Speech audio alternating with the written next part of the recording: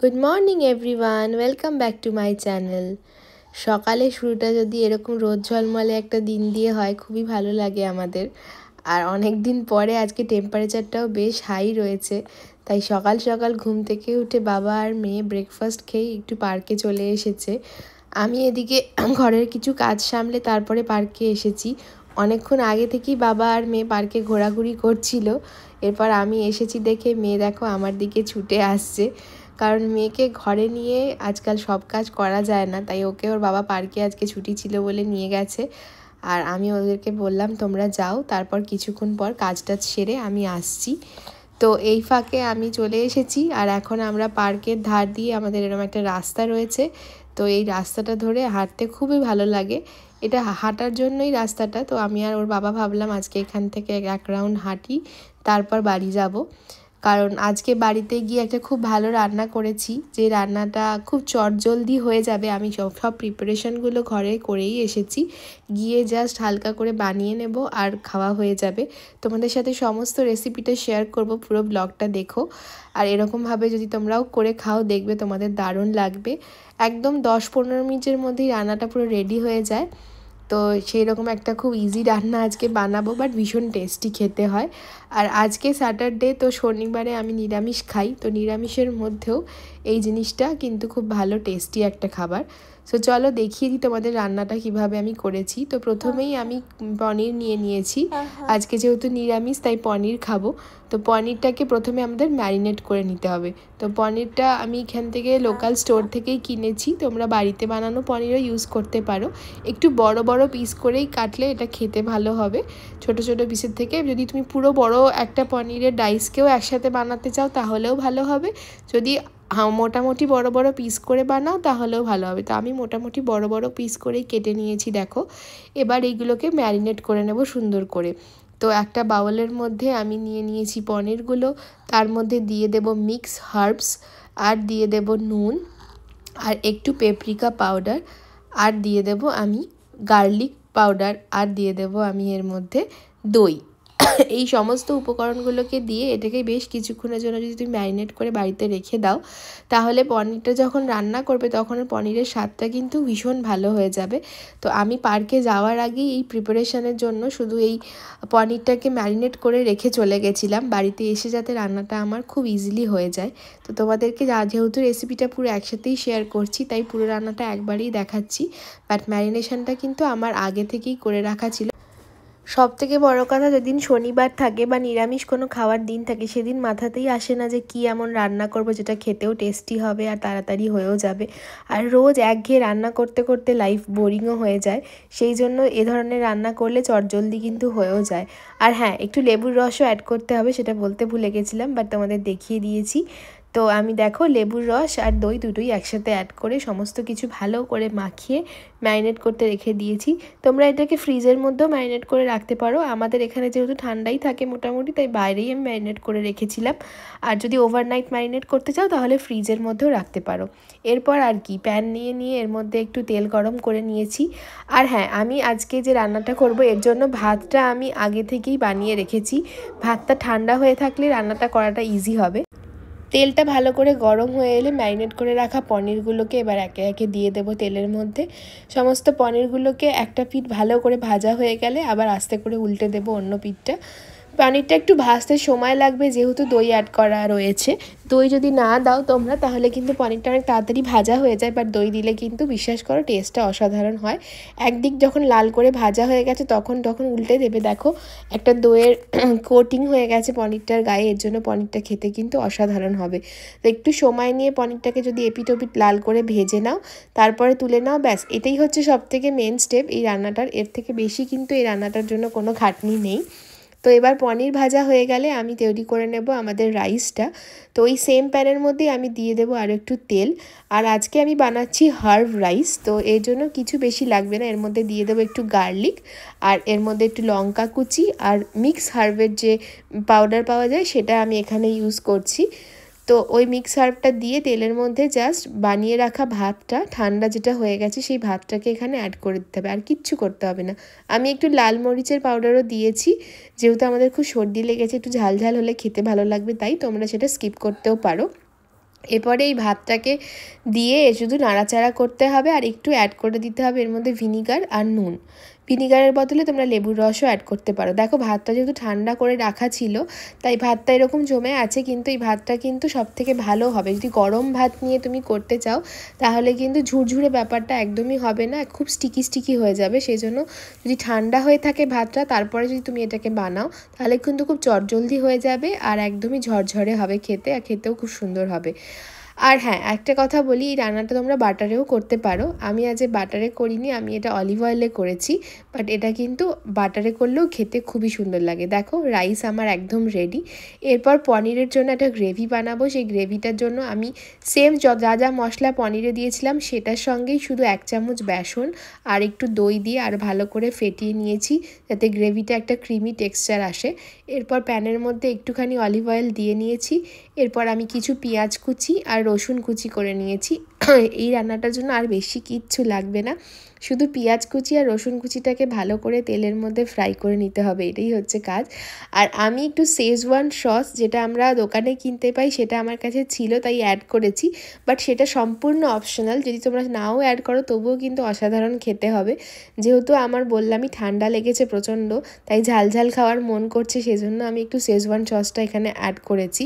But সেটা না দিয়েও আমি রান্নাটা অনেকবার করেছি এবং খেতে কিন্তু খুবই ভালো হয়। তো ভালো করে পেঁয়াজটা আর রসুনটাকে তেলের মধ্যে ভেজে নিতে হবে। এরপরে আমাদের বানিয়ে রাখা গ্রেভিটাকে জাস্ট অ্যাড করে নেড়েচেড়ে পনিরটাকে অ্যাড করে দিলেই কিন্তু আমাদের রান্না একদম রেডি। আর এই রান্নাটা কিন্তু গরম গরম খেতে হবে, এটা কিন্তু ঠান্ডা বানিয়ে খেলে একদমই ভালো লাগবে না। সেজন্যই আমি তোমাদের বললাম যে পার্কে যাওয়ার আগে আমি সমস্ত কিছু প্রিপারেশন করে রেখে গেছিলাম, কাটাকুটির কাজগুলো করে রেখে গেছিলাম, যাতে বাড়ি ফিরে 10 থেকে 15 মিনিটের মধ্যেই আমি এত সুন্দর একটা লাঞ্চ রেডি করে খেতে পারি। আর এই রান্নাটা গরম গরম খেতে যে কী ভালো লাগে কি বলবো। এরকমভাবে পনির বা চিকেন দুটোকেই বানানো যায়। আজকে যেহেতু নিরামিষ তাই আমি পনিরটা অ্যাড করেছি, কিন্তু তোমরা এরকম চিকেন দিয়েও করতে পারো, সেটার রেসিপিও অন্য একদিন তোমাদের বানিয়ে শেয়ার করব। আর শেজওয়ান সসটা দেখতেই পেলে আমি এখানে অ্যাড করে দিলাম। এটা কিন্তু আমার দোকান থেকে কিনে আনা শেজওয়ান সস, বাড়িতে বানানো নয়। তোমাদের কাছে বাড়িতে বানানো থাকে। আরও একটা ছোট্ট টিপস তোমাদেরকে বলে দিই, এইখানে যখন দইটা তোমরা অ্যাড করবে তখন কিন্তু অবশ্যই গ্যাসের ফ্লেমটাকে একদম লো রেখে মশলাটাকে একটু নাড়বে, তা না হলে দইটা কিন্তু কেটে যাবে। যেহেতু দইয়ের মধ্যে বেসন অ্যাড করা রয়েছে তাই খুব সুন্দর একটা ক্রিমি টেক্সচারও এসেছে, বাট দইয়ের ফ্লেমটাকে একটু লোতে রেখে তোমাকে আগে মশলাটার সাথে মিক্স করে নিতে হবে। তারপরে ওই সেম বাটিটা ধুয়েই তোমরা অল্প অল্প করে জলটা অ্যাড করবে, একবারই বেশি জল অ্যাড করার দরকার নেই। যদি বেশি পরিমাণে দই অ্যাড করো তাহলে জল কম দিলেও হবে। আর বেসন দেওয়ার জন্য আমি এখানে জলটা একটু অ্যাড করেছি, কারণ বেসনের মধ্যে দইটা দেওয়ার সাথে সাথে খুব দেখো ঘন একটা টেক্সচার হয়ে গেছে। তো অল্প অল্প জল অ্যাড করলে এটা ভাতের সাথে যখন খাবো তখন একটা হালকা গ্রেভি পাওয়া গেলে খেতে সুবিধে হবে। সেই জন্য অল্প অল্প করে আমি এখানে জল অ্যাড করছি, একবারে কিন্তু অনেকটা জল আমি অ্যাড করিনি। আমি বাটিটা ধুয়ে ধুয়ে অল্প অল্প জল দিয়েছি। আর এই গ্রেভিটার মধ্যেও নামানোর আগে সামান্য মিক্স হার্ব পাউডারটা দিয়ে দিয়েছি, তাতে টেস্টটা একদম ভালো আসবে। যেহেতু আজকে হার্ব ফ্লেভারেরই সব কিছু খাচ্ছি তাই খেতে খুবই ভালো লাগবে। তো এরপরে দেখো ভেজে রাখা পনিরগুলোকে জাস্ট অ্যাড করে নিয়েছি, ব্যাস আমার রান্না কিন্তু একদম রেডি। গরম গরম এই খাবারটা খেতে অমৃত লাগে। আর কালকে তো জামাই ষষ্ঠী, কালকে আরও অনেক কিছু রান্নাবান্না করার প্ল্যান রয়েছে। তো তার জন্য আজকে আমরা খেয়ে দিয়ে আবার শপিং করতেও বেরোবো, তাই চটজলদি এই রান্নাটা বানিয়ে ফেলেছি। কারণ অনেক সময় নিয়ে রান্না করলে তারপর বাইরে বেরোতে হবে, তো অত কিছু করা পসিবল না, আর খেতেও সুস্বাদু লাগবে বলে এই রান্নাটা বানিয়েছি। দেখো এই রাইসের সাথে এই পনিরটা খেতে যা লাগছিল কি বলবো। তোমরা কিন্তু অবশ্যই ট্রাই করে আমাকে কমেন্ট বক্সে জানিও কেমন লাগলো। নিজের রান্নারই এত তারিফ করছি, বাট সত্যি রান্নাটা তারিফের মতোই। অর্পণেরও ভীষণ ভালো লাগে, আমার মেয়েরও ভীষণ ভালো লাগে, আর আমারও ভীষণ ভালো লাগে, তাই তোমাদেরকে বারবার বললাম অবশ্যই ট্রাই করে দেখো একবার।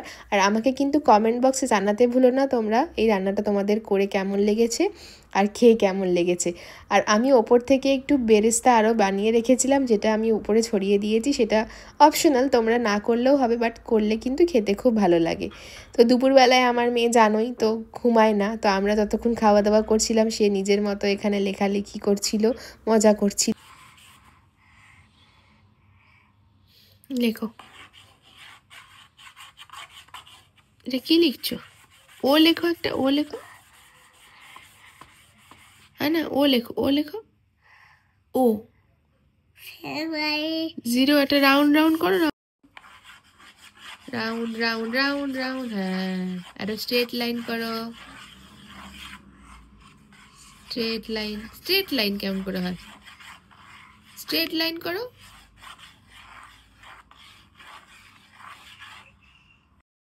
আজকের বাইরের ওয়েদারটা খুবই সুন্দর, আর কি সুন্দর সুন্দর গাছে এখন ফুল ফুটেছে দেখো, দারুণ লাগছে দেখতে। সো এখন বেরিয়ে পড়েছি আমরা, হাওয়াও দিচ্ছে এখন, গরমটা কমই আছে। সকালবেলা কিন্তু বেশ ভালো গরম ছিল আজকে, বাট এখন আবার একটু গরম কম আছে। সো চলে এসেছিলাম কোয়ালিটি স্টোরে। কালকে জামাই ষষ্ঠীর জন্য বেশ অনেক কিছু শপিং করা হয়েছে, বাট একটা ব্যাড নিউজ তোমাদের সাথে আমি এখন শেয়ার করব। আজকে এই কোয়ালিটি স্টোরে শপিং করতে এসে আমার বরের পকেট থেকে ফোনটা চুরি হয়ে গেছে।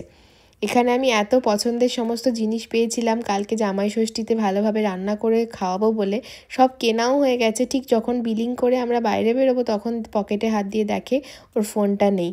তো ওর মনটাই প্রচণ্ড খারাপ হয়ে গেছে, জানি না কালকে এখন কি হবে। তো এখন ভীষণ চিন্তায় রয়েছে, কারণ কি ওর ইন্ডিয়ার নাম্বারটা ওই ফোনে লাগানো ছিল। ইউকের নাম্বার এখানে ইজিলি রিপ্লেস করে পাওয়া যায়, কিন্তু ইন্ডিয়ার নাম্বারটা তো এখান থেকে পাওয়া খুব মুশকিল। তো সেটার জন্যই আমরা এখন পুলিশে কমপ্লেন করেছি, সমস্ত কিছু ব্লক তো করিয়েছি। বাট এত ভালো সারাদিন কাটার পরে দিনের শেষটা এরকম খারাপভাবে যাবে এটা একদমই এক্সপেক্ট করিনি। দিনটা খারাপ হয়ে গেছে, ওরও মন খারাপ। তো আমার আরেকটা পুরনো ফোন সেট ছিল, সেটা দিয়ে ওকে এখন সমস্ত কাজ করতে হচ্ছে। আমি বাকি আপডেট তোমাদের দিতে থাকবো নেক্সট ব্লগে যে কি হলো। আর জানি না কালকে জামাই ষষ্ঠীটাও কিভাবে কাটবে আমাদের, মনটাই ওর পুরো খারাপ হয়ে গেল। Roddy is Papa. Eating sugar, oh Papa. Open your mouth, ha ha ha. Papa. এবার টুইঙ্কেল টুইঙ্কেল করো। Twinkle, twinkle, little star, how I wonder what you are.